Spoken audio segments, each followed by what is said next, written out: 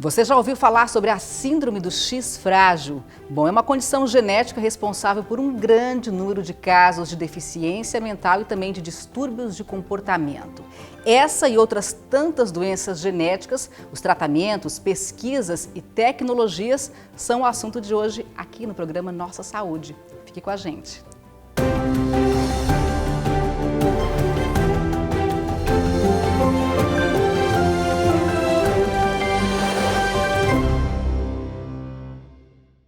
E a nossa entrevistada de hoje é a doutora Ingrid Tremel Barbato. Ela é bióloga geneticista, também é mestre pela Universidade Federal de Santa Catarina em Engenharia Genômica. Doutora Ingrid, muito obrigada por ter vindo ao nosso programa. Obrigada a ti. Existe hoje uma gama de doenças genéticas, né?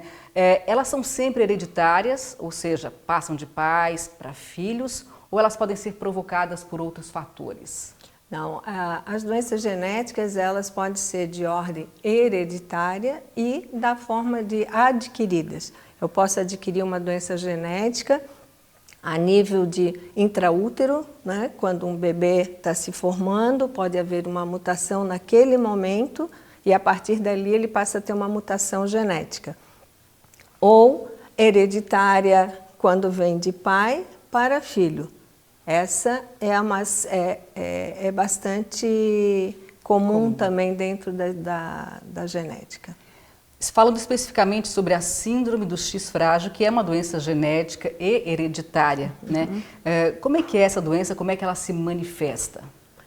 Então, pelo nome já fala, síndrome do X frágil, né? É uma fragilidade no cromossomo X que foi... há muito tempo atrás, desde 1943, já se conhece essa síndrome. Mas ela passa a ser mesmo diagnosticada a partir da biologia molecular, quando o gene FMR1, que é o nome desse gene responsável pela síndrome, foi detectado. Então, a partir desse momento, começou técnicas moleculares, a partir do DNA, a se fazer diagnóstico mais concreto e mais preciso. E quais são as características dessa doença, quais são os sintomas? Então, são vários sintomas e sinais, depende de indivíduo para indivíduo, né? Cada pessoa às vezes apresenta determinadas características, não quer dizer que o outro vai apresentar as mesmas, né? Mas, comumente, a gente falando em sintomas físicos, né, é muito difícil fazer o diagnóstico dos sintomas físicos quando essa criança nasce. Ele geralmente apresenta uma hipotonia, ou seja, mais molinho, né? Não tem tanta firmeza no corpo. Isso. A hipotonia, ele pode apresentar alterações, por exemplo, uma macrocefalia, um aumento do crânio, às vezes inexplicada. Ele pode ter um macroorquidismo, que é isso? É um testículo avolumado já. E são poucos esses sinais ao recém-nascido, físicos. Quando eles vão crescendo e vão desenvolvendo na sua puberdade, aí sim, a face vai ficando mais alongada, ele vai crescendo as orelhas em abano, né? O macroorquidismo pode ser evidenciado, pode vir a ter convulsões, então isso seria nos sintomas mais físicos, né? Mas envolve muito os problemas comportamentais nessa síndrome, como tu bem falasse. Questões dos distúrbios de comportamento e também deficiências. Sim, a deficiência intelectual é uma das coisas mais importantes, mas é tão variante que pode vir desde um distúrbio de aprendizado até um déficit intelectual severo. Que são características também de outras doenças, como é que você diferencia? Exato. Então, aí é que está o grande X da questão, né? Então, raramente um médico vai fazer um diagnóstico de X frágil numa maternidade, a não ser que já tenha uma história familiar que aquilo vai impregnar já o médico e ele vai seguir um caminho. Mas quando ao nascer, realmente é muito difícil. Então, quando eles vão crescendo e eles vão para a escola, aí sim começa as grandes diferenças. O aprendizado, né? A própria parte dele, a cognição dele é complicada. Às vezes eles falam, às vezes eles não falam. Nós temos casos de irmãos, um que fala e o outro que não fala, né? Um que gosta do futebol e o outro mal caminha, né?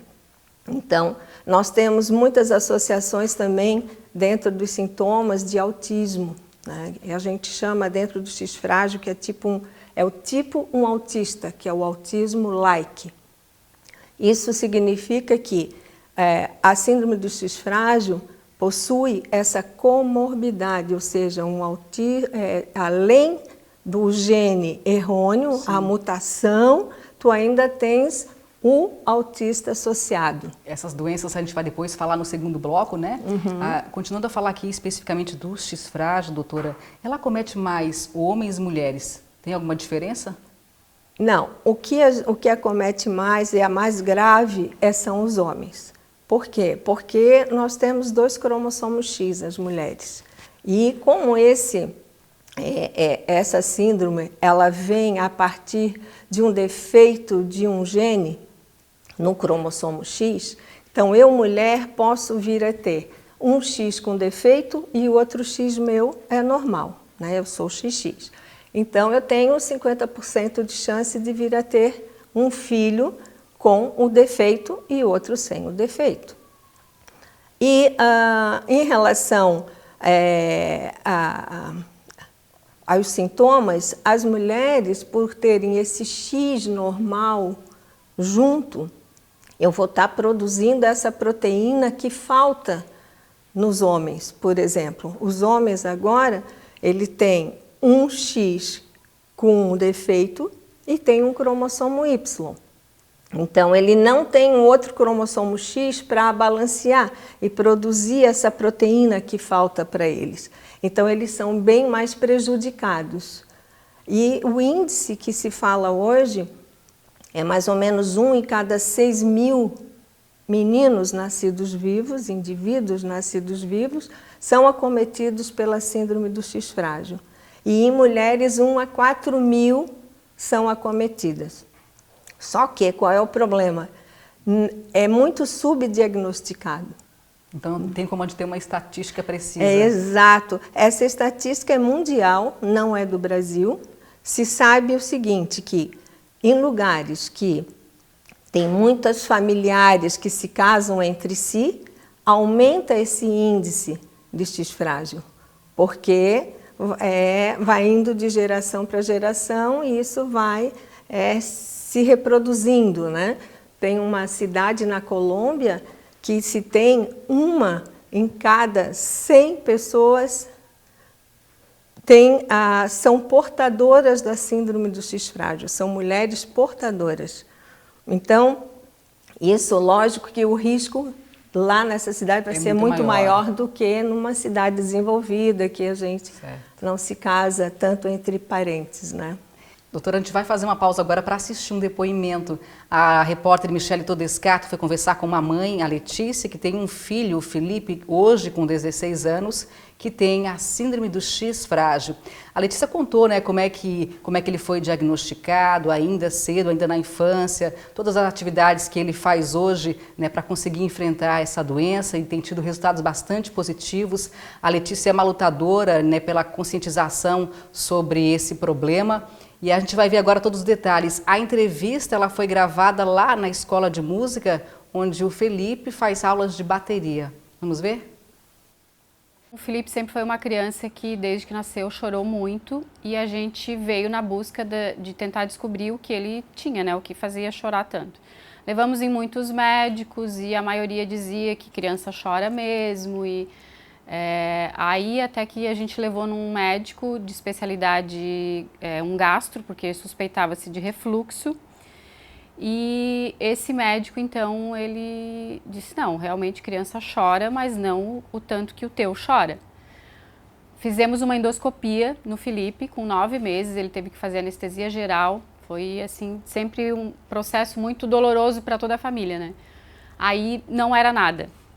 Não era da especialidade dele, estava tudo ok. Foi quando ele sugeriu uma pesquisa genética. Porque como a gente não descobria o que era, ele disse, não, eu sugiro que vocês levem no médico geneticista. Aí no geneticista foi que a gente descobriu que o Felipe tinha a síndrome do X frágil e o que significaria isso, né? Naquele momento tem um peso muito diferente do que tem hoje, né? Tu descobrir que o teu filho é portador de uma síndrome não é nada tranquilo e fácil. Mas, enfim, a gente foi seguindo e vendo quais eram as possibilidades, o que a gente poderia fazer. Então, desde muito cedo, o Felipe faz fono, ele faz psicoterapia, ele já fez fisioterapia, já fez ecoterapia, já fez natação. Mas aí ele teve muitos ganhos com isso, né? Ele aprendeu a nadar, que é uma coisa que é importante para a vida, né? Ele aprendeu a ler e a escrever, que na síndrome dele não tem quase casos de crianças que consigam aprender. Porque quando se descobre, já é em idade escolar. Porque como não tem característica física, né? Ele é uma criança de aparência normal. Então é difícil de descobrir isso tão jovem quanto o Felipe descobriu. Ele tem uma facilidade de fazer amizades, assim, ele cativa realmente as pessoas. Ele é muito determinado naquilo que ele se propõe a aprender e a fazer. A bateria é uma coisa extremamente difícil para ele, porque envolve, né, muitas coisas. A coordenação motora não é muito boa, mas ele se propôs a fazer e ele vai lá e ele consegue. Eu tenho muita vontade de falar assim, se eu pudesse, né, de falar com essas mães, porque eu acho que a gente não pode desistir. Eu sei que é difícil, né? Eu passei e passo ainda por algumas situações, mas a gente não pode desistir, não pode se dar por vencida no primeiro desafio. O fundamental é tu tratar de forma igual, como outros filhos. E qual filho que não dá dificuldade, que não dá preocupação, né? Então, talvez em alguns momentos ele dê um pouco mais, mas eu vejo assim como normal, sabe, a questão. Doutora, a gente viu aí, né, o caso da Letícia, do Felipe, uma mãe batalhadora, guerreira, né, como ela contou, não foi fácil a descoberta de que o filho, né, tinha essa doença, mas como ela disse, tem que aceitar e lutar, né? Então foi desafiador, mas ela está tendo resultados positivos e a Letícia fala justamente da importância do diagnóstico precoce, é fundamental, né? Ah, sem dúvida. O Felipe foi um privilegiado porque foi diagnosticado muito cedo. Antes dos 6 meses de idade, o Felipe era muito irritado. A mãe foi fazer uma consulta ao geneticista e, coincidentemente, era na nossa clínica. E nós notamos que ele era muito irritado, parecia uma dor de ouvido e não era. Ele estava muito transtornado sempre. E aí ele tinha uma orelhinha em abano que ajudou a gente também a seguir em frente no diagnóstico. E aí o geneticista na época já pediu o exame do X frágil, que existe um exame próprio, específico, né?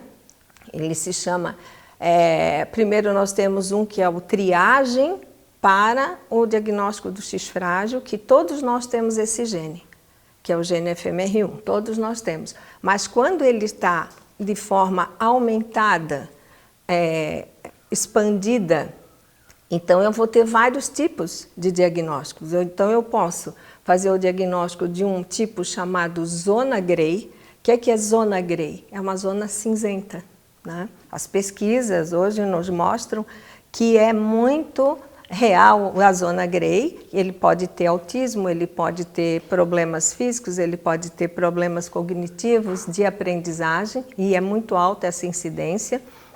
Depois, um outro tipo de X frágil seria a pré-mutação, que teria uma expansão também desse gene, aumenta esse gene, a gente fala em nucleotídeos, que é a citosina, guanina, guanina, citosina, guanina, guanina.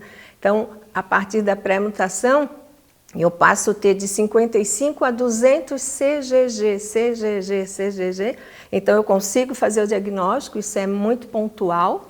E, por último, eu tenho a mutação completa, ou chamada síndrome de X frágil real, que seria as crianças com déficit intelectual bem mais avantajados, ou seja, ele pode apresentar desde leve, médio, moderado, déficit intelectual, e com alterações comportamentais, né, como falamos.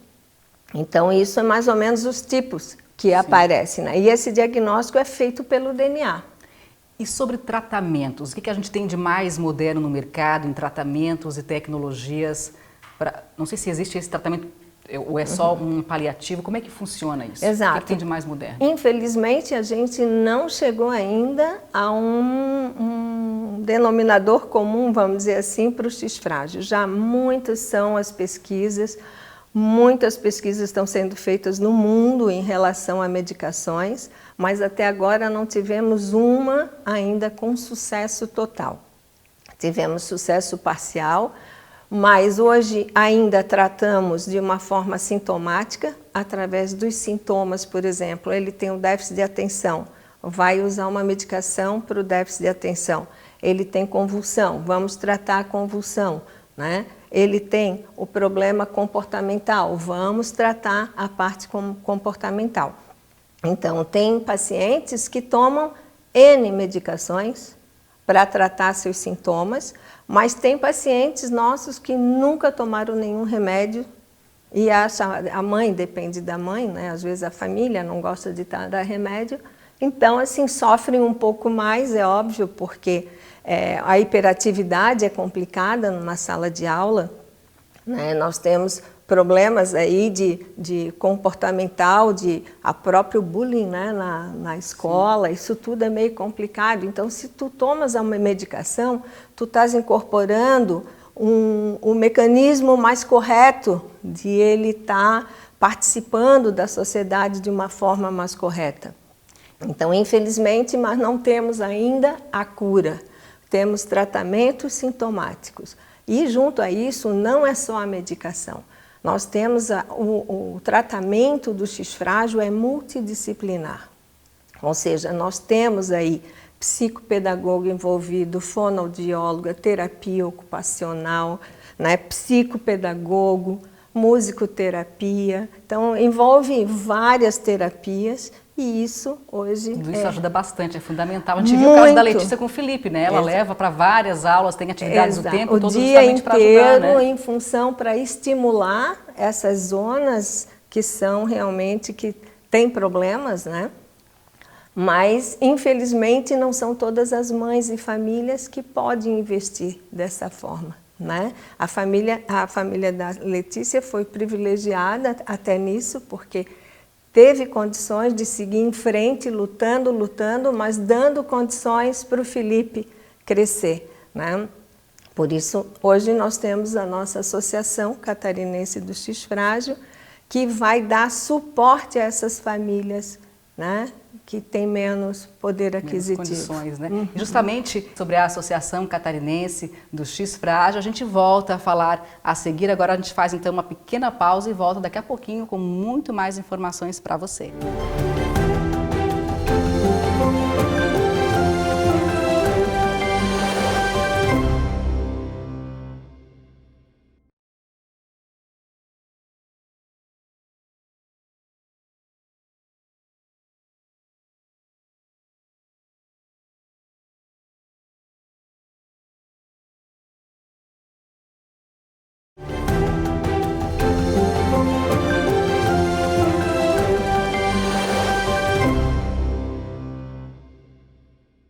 O Nossa Saúde está de volta e continuamos a entrevistar a doutora Ingrid Tremel Barbato, bióloga geneticista. Doutora, voltamos então, vamos conversar um pouquinho sobre as doenças associadas à síndrome do X frágil. Quais são elas? Então, nós temos aí 3 doenças bem importantes e bem pontuais dentro da síndrome. Uma delas é o autismo, como nós já comentamos, que é uma doença que é associada à síndrome, ela é uma comorbidade, ela está junto em 30% dos pacientes com X frágil. Então, muitas vezes o médico, ele olha o paciente como autista, mas não lembra que pode ser um X frágil. Então, é muito importante nessa hora ter essa visão que a síndrome do X frágil tem 30% dos pacientes possuem o autismo. Então, temos que fazer o diagnóstico através do DNA e descartar que aquele autismo não é um X frágil, né? Então, isso é bem importante. A segunda doença que eu chamaria atenção seria uma que nós mulheres passamos muito por isso, que é a insuficiência ovariana precoce. Ou seja, as mulheres que têm, ela é chamada de FAXPOI, e no Brasil a gente já fala de FOP, né, que é uma falha ovariana precoce. Ou seja, mulheres entre 30 e 40 anos de idade podem desenvolver essas falhas, até 50, mas é considerada a 40, né?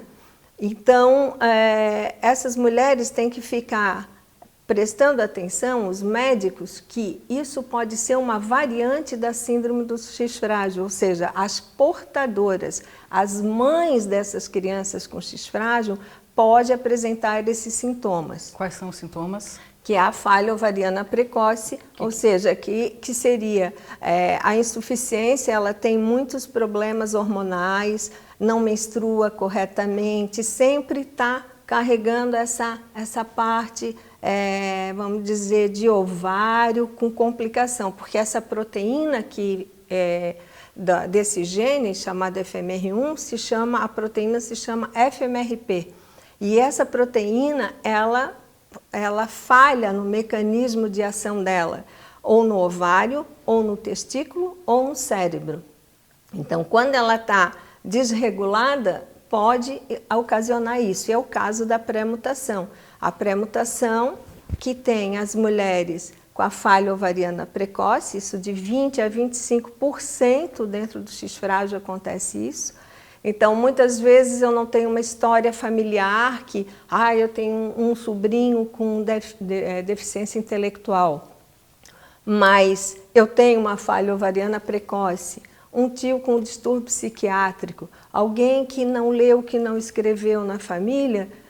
É muito importante fazer esse teste antes de engravidar. As mulheres deveriam estar mais atentas e pedir para os seus médicos esse teste, né? Então, veja bem, uma em cada 280 mulheres na natureza são portadoras da síndrome do X frágil. Nós portamos isso sem saber que temos. Só vamos saber quando chega o nosso filho, vem com um problema e vem com a síndrome. Então, na hora de fazer um planejamento familiar, as pessoas que já têm casos na família devem ficar atentas, devem observar e podem fazer exames, é isso? Pode fazer o exame, que é essa triagem da síndrome do X frágil. É uma triagem, apenas uma coleta de sangue e saliva pode ser também. E a gente só diz se o gene dela está funcionante ou não, se está, quantas repetições que tem. E aí ela se enquadra dentro de uma pré-mutação ou de uma zona grey, mas explica aquela condição. E a outra doença associada, e por último, seria o que nós chamamos de FAXTAS. FAXTAS em inglês, né? Mas no Brasil se fala como se fosse uma ataxia, uma síndrome de tremor e ataxia nervosa. Ou seja, ele é diagnosticado muitas vezes como Parkinson e como Alzheimer atípico, né? Que aí ele tem uma doença neurodegenerativa. Isso são os pais agora, então falei das mães que eram portadoras e agora nós vamos falar dos pais que também são portadores.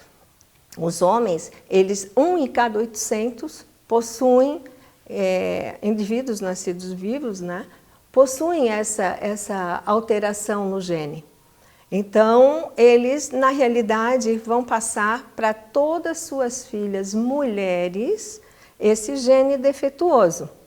Por quê? Ele está passando o cromossomo X para as suas filhas, né? E todos os seus filhos homens vão ser normais, porque ele passou Y para os seus filhos meninos.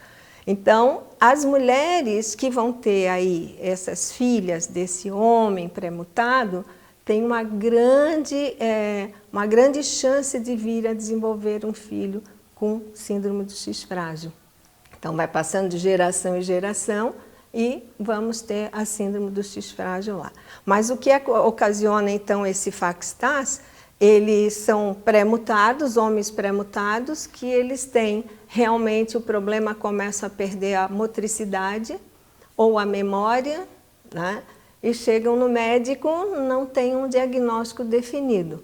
Então, muitas vezes, infelizmente, nós encaminhamos esses pais ou avós desses pacientes, já direcionando para um FACS-TAS, porque muitos neurologistas não conhecem esse tipo de doença ainda, né? Apesar que ele foi descoberto em 2001, mas até hoje realmente falta mais divulgação, né? Então, e é muito importante isso, para ele ser bem diagnosticado, ter um tratamento adequado, correto, né? Uma melhor qualidade de vida. Agora, sobre a Associação Catarinense da Síndrome do X frágil, né? Você, inclusive, é a criadora dessa associação. De que forma que ela tem ajudado as famílias que têm em casa essa doença, né? Certo. Então, a nossa associação ela foi formada em 2001, em Florianópolis, né? E o objetivo era juntar essas famílias, reunir essas famílias, para a gente poder estar mais junto, ajudando, dando essas informações mais precisas, inclusive para as próximas gerações não vir a ter mais filhos quando são portadoras, orientando, né? E dando as informações de tratamento, tudo, e podendo dar um suporte, porque não são todas as famílias que são têm condições. E aí essa era a nossa grande preocupação. Então a gente criou essa base com a Fundação Catarinense de Educação Especial, onde nós temos uma sala, um suporte para essas famílias, e a gente dá um apoio pedagógico, né, através de voluntárias que nos ajudam lá. E aí tem famílias de Porto Belo, por exemplo, que vêm toda terça-feira para ter esse suporte, esse apoio, porque eles não têm condições de sair pagando em lugares separados, e o nosso foco é X frágil, né? Então é muito bacana. A gente tem aula de computação, tem capoeira, tem suporte psicopedagógico. Então isso é muito importante, mas infelizmente nem todos conseguem vir, nem todos a gente consegue atingir, né, pelas dificuldades das famílias financeiras, de chegar até o local. Sim. Também é difícil, mas é o que a gente pode fazer. Doutora, em Florianópolis vai sediar o Congresso Catarinense, que vai tratar sobre a síndrome do X frágil. Quem vai estar participando? Perfeito, nós estamos convidando a doutora Rhonda Agerman, que é uma americana, expert mundial nas pesquisas da síndrome do X frágil. Ela virá com a gente, vai ser muito, estamos esperando, ansiosos. Momento de troca de experiência. Muita. Uhum. Para encerrar, doutora, eu queria que você deixasse uma mensagem, né, para as famílias que têm em casa um portador da síndrome do X frágil, como proceder, o que fazer, de que forma tratar. Então, essa mensagem é muito importante, assim, para as famílias continuarem a lutar, porque, como exemplo do Felipe Celal, a gente vê como foi importante a luta dessa mãe. Ele chegou a escrever e a ler coisas raras dentro da síndrome do X frágil. Eu acho que é um exemplo, é um case de sucesso que nós temos que seguir. E não desanimarem, né? Não desanimarem de forma alguma, que qualquer hora, se Deus quiser, nós vamos ter a correção desse gene, vamos ter a correção dessa proteína e vamos colocar eles com uma melhor qualidade de vida ainda, serem melhores incluídos nas escolas, que isso também é muito importante, né? Isso tudo depende do tratamento, né? E da vida deles, né? Começa em casa, né? Começa em casa, né? E a parte social, né? A inclusão social é muito importante. Então, acho que as mães não podem desanimar. Fica aí o apelo, então, da doutora Ingrid. Muito obrigada pela sua entrevista, por todos esses esclarecimentos tão importantes. Parabéns pela luta, né? Pela sua luta, pela luta de tantas mulheres aí, para ajudar os familiares, para ajudar efetivamente os pacientes que têm essa síndrome e tantas outras doenças genéticas. Verdade. Sucesso no seu trabalho, doutora. Muito obrigada, muito obrigada. E o Nossa Saúde de hoje, então, vai encerrando por aqui. Se você tiver alguma sugestão, né, de tema da saúde, temas positivos, por favor, mande então um e-mail para esse endereço que aparece aí na sua tela. Participe com a gente. Muito obrigada pela sua audiência e até a próxima.